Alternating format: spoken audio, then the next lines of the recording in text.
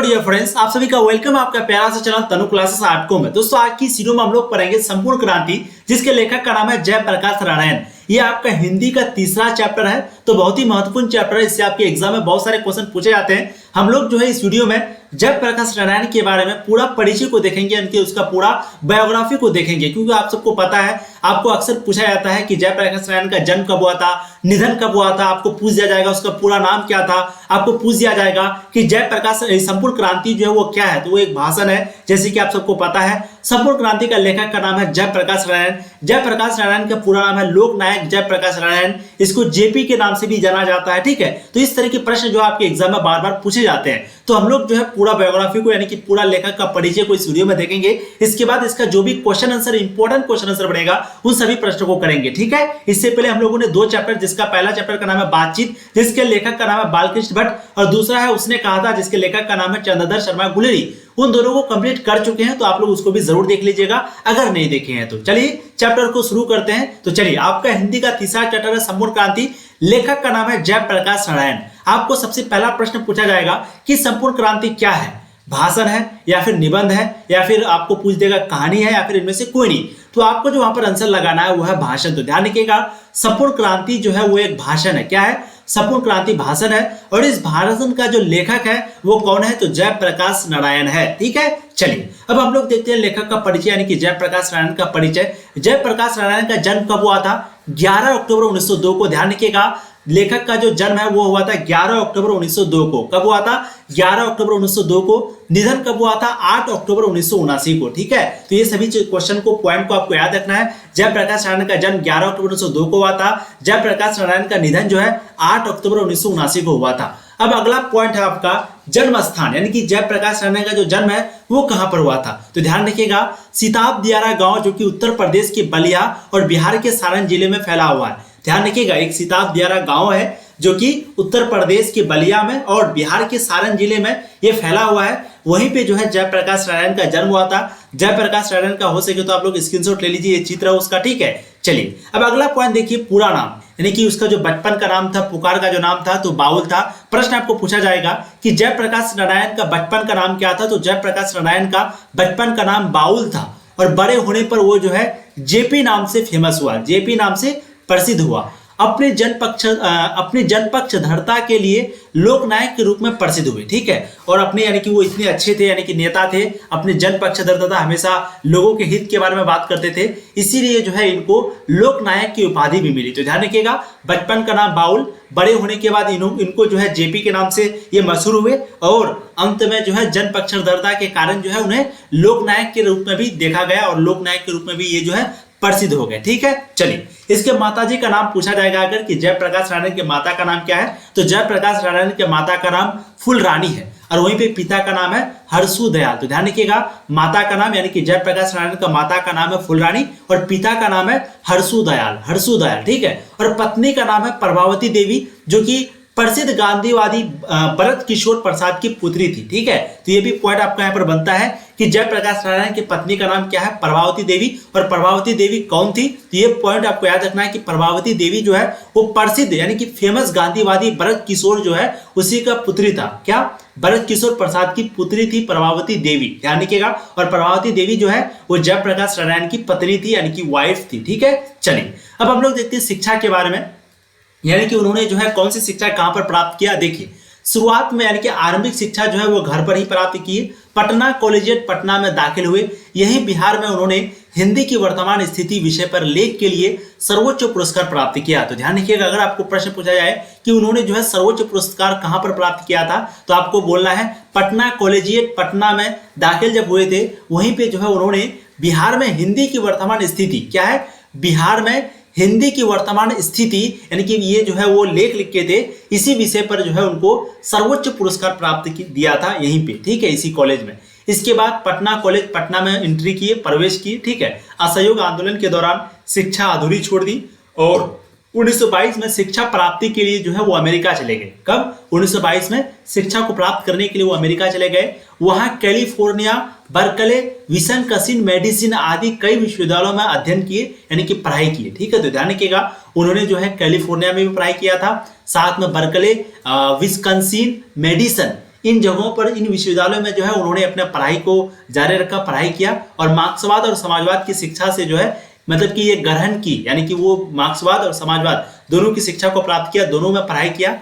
माँ की अस्वस्थता के कारण पीएचडी ना कर सके और देश लौट आए। और फिर माँ, क्योंकि उसका हमेशा तबियत वगैरह उसकी माँ की खराब रहती थी, ठीक है, तो वो फिर जो है पीएचडी नहीं कर पाया और वो वापस लौट आया। आपको प्रश्न पूछा जाएगा, ठीक है, क्यों लौट आया था? तो माँ का तबियत हमेशा उसका खराब रहता था। और माँ का नाम क्या था? फूलरानी। ध्यान रखिएगा, माताजी का नाम फूलरानी, पिताजी का नाम हर्षुदयाल और पत्नी का नाम प्रभावती देवी। और जयप्रकाश नारायण का बचपन का नाम बाउल। इस तरह का प्रश्न जो आपको पूछा जाता है, मैं आपको गारंटी देता हूं इस चैप्टर से एक भी ऑब्जेक्टिव आपका जो है बाहर से नहीं पूछा जाएगा, अगर आप इस वीडियो को अंत तक अच्छे से देख लेते हैं तो, ठीक है। चलिए अब हम लोग देखते हैं उनके राजनीतिक जीवन के बारे में, यानी कि उनकी राजनीति में उन्होंने क्या क्या, कौन कौन सी अहम फैसले किए, देखते हैं। देखिए 1929 में कांग्रेस में शामिल। अगर आपको पूछा जाए कि जयप्रकाश नारायण जो है कांग्रेस में कब शामिल हुए थे, तो 1929 में जो है उन्होंने कांग्रेस में शामिल हुआ था। 1932 में सविनय अवज्ञा आंदोलन के दौरान जेल भी गए थे। तो ध्यान रखिएगा 1932 में जो है वो जेल भी गए थे। कौन से आंदोलन के दौरान? सविनय अवज्ञा आंदोलन के दौरान, क्योंकि आप सबको पता है सविनय अवज्ञा आंदोलन जो है 1930 ईस्वी में शुरू हुआ था, ठीक है। तो 1929 में उन्होंने जो है कांग्रेस में शामिल हुआ। और जयप्रकाश नारायण जो है 1932 में जब सविनय अवज्ञा आंदोलन चल रहा था उसी के दौरान जो है वो जेल भी गए, ठीक है। जेल से बाहर निकलकर कांग्रेस के अंदर ही कांग्रेस सोशलिस्ट पार्टी के गठन में अहम भूमिका निभाई।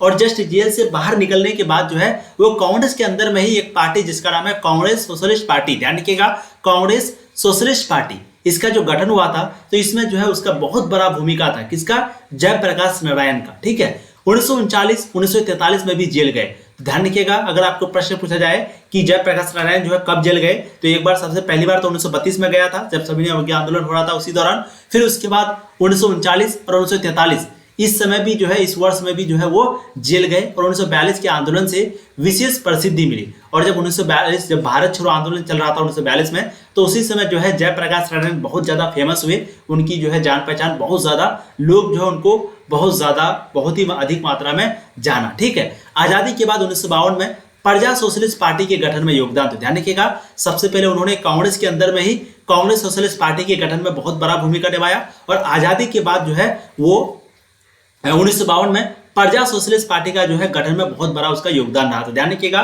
प्रजा सोशलिस्ट पार्टी कब गठन हुआ था? 1952 में। और इसमें सबसे बड़ी भूमिका यानी कि बहुत बड़ा योगदान था किसका? ये प्रश्न आपको पूछा जाएगा, ठीक है। तो जयप्रकाश नारायण को जो है बहुत बड़ा भूमिका था प्रजा सोशलिस्ट पार्टी के गठन में, ठीक है। अब देखिए, धीरे धीरे सक्रिय राजनीति से स्वयं को अलग कर लिया। प्रश्न आपको पूछा जाएगा, देखिए आदमी का मैन, देखिए धीरे धीरे क्या किया, वो अपने सक्रिय राजनीति से जो है, जो भी राजनीति उसका चल रहा था उससे जो है अपने आप को अलग कर लिया।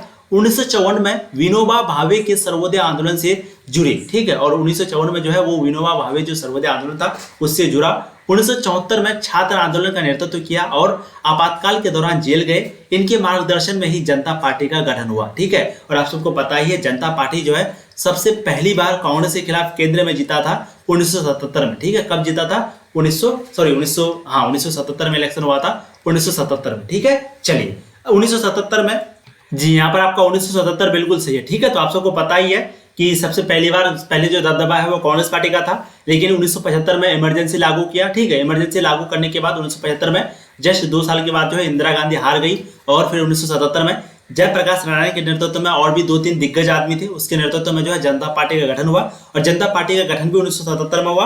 और 1977 में जो है ये पार्टी बहुत बड़ी, यानी कि एक प्रकार का बोल सकते हैं अपार जीत हासिल की, ठीक है। तो ध्यान रखिएगा। चलिए, तो 1952 में जो प्रजा सोशलिस्ट पार्टी का गठन हुआ था उस समय भी जयप्रकाश नारायण का बहुत बड़ा योगदान था। और फिर वो जो है धीरे धीरे सक्रिय राजनीति को छोड़ा, ठीक है। उसके बाद फिर 1954 में जो विनोबा भावे का जो सर्वोदय आंदोलन था उससे भी जुड़ा। और 1974 में जो छात्र आंदोलन था, आपको सबको पता ही होगा छात्र आंदोलन के बारे में, और हम लोग पढ़ेंगे इसी चैप्टर में। तो 1974 में जो छात्र आंदोलन था उसका नेतृत्व किया कौन? जयप्रकाश नारायण। और आपातकाल के दौरान वो फिर से जेल भी गए। इनके मार्गदर्शन में ही जनता पार्टी का गठन हुआ और इसी के मार्गदर्शन में जनता पार्टी का गठन हुआ, ठीक है। चलिए, अब उनके द्वारा कृतियां देखते हैं कि जो काम की मतलब कि काम वगैरह किए थे। सबसे पहला रिकंस्ट्रक्शन ऑफ इंडियन पॉलिटी, कुछ कविताएं भी उन्होंने लिखा। उसके बाद डायरी और निबंध भी प्रकाशित हुए, ठीक है। तो क्या क्या हो गया? कृतियां में आपका एक हो गया रिकंस्ट्रक्शन ऑफ इंडियन पॉलिटी, दूसरा हो गया कुछ कविताएं भी लिखी, और तीसरा डायरी और निबंध भी जो है वो प्रकाशित किए, ठीक है। कौन? जयप्रकाश नारायण। चलिए, अब जयप्रकाश नारायण को कौन कौन सा सम्मान किया गया, कि कौन कौन सा अवार्ड मिला उसको देखते हैं। 1964 में समाज सेवी के लिए मैग्सेसे सम्मान, ध्यान रखिएगा कब, 1964 में, ध्यान रखिएगा जयप्रकाश नारायण को जो है 1964 में समाज सेवी के लिए मैग्सेसे सम्मान मिला। क्या उनका सम्मान, मैग्सेसे सम्मान, ठीक है। उसके बाद 1998 में भारत रत्न, और 1998 में जो है उनको यानी कि जयप्रकाश नारायण को भारत रत्न मिला, ठीक है। चलिए अब अगला पॉइंट देखिए यहाँ पर, जयप्रकाश नारायण 20वीं सदी में भारत के एक प्रमुख समाजवादी विचारक, क्रांतिदर्शी नेता, समर्पित समाजकर्मी तथा विद्रोही स्वाधीनता सेनानी थे। वे अपने समय में विश्व के कुछ चुने हुए लोकतांत्रिक नेताओं में से एक थे, ठीक है। यहाँ 5 जून 1974 को पटना के गांधी मैदान में दिए गए जयप्रकाश नारायण के संपूर्ण क्रांति वाले ऐतिहासिक भाषण का एक अंश प्रस्तुत है। संपूर्ण भाषण स्वतंत्र पुस्तिका के रूप में जनमुक्ति पटना से प्रकाशित है। पटना के गांधी मैदान में फिर ना वैसी भीड़ इकट्ठी हुई और ना वैसा कोई प्रेरक भाषण और पुआर जनसंवाद कायम हो सका, ठीक है। तो यहाँ क्या कहा गया कि 5 जून 1974 को जो है ये पटना कहाँ पर हुआ था, गांधी के मैदान में, ठीक है। और जयप्रकाश नारायण के नेतृत्व संपूर्ण क्रांति वाले ऐतिहासिक भाषण जो है वो कहाँ पर दिए, तो पटना के गांधी मैदान में, ठीक है। ध्यान रखिएगा इस तरह का प्रश्न जो है पूछा जाता है, ठीक है। तो चलिए ये जो है आपका बायोग्राफी था लेखक का, यानी कि लेखक का परिचय हम लोगों ने देख लिया। अब इसके बाद इसका जो भी इंपॉर्टेंट सब्जेक्टिव क्वेश्चन और ऑब्जेक्टिव क्वेश्चन बनेगा दोनों को करवाएंगे। ध्यान रखिएगा बहुत ही इंपॉर्टेंट चैप्टर है संपूर्ण क्रांति, जिसके लेखक का नाम है जयप्रकाश नारायण। अब एक चीज आप ध्यान रखिएगा, अगर कोई भी पीडीएफ चाहते हैं तो आपको पीडीएफ परचेज करने के लिए बहुत ही कम प्राइस दिया गया है, बहुत ही कम प्राइस 7667532320, ठीक है। 7667532320 इस नंबर पे आपको मैसेज करना है, व्हाट्सएप मैसेज करना है, वहां पर आपको मैसेज का रिप्लाई मिल जाएगा। कोई भी पीडीएफ चाहिए, कोई भी सब्जेक्ट का, ज्योग्राफी, हिंदी, पॉलिटिकल, इकोनॉमिक्स, कोई भी आपको मिल जाएगा, ठीक है। आप इस नंबर पे कांटेक्ट जरूर कीजिए। Thank you so much.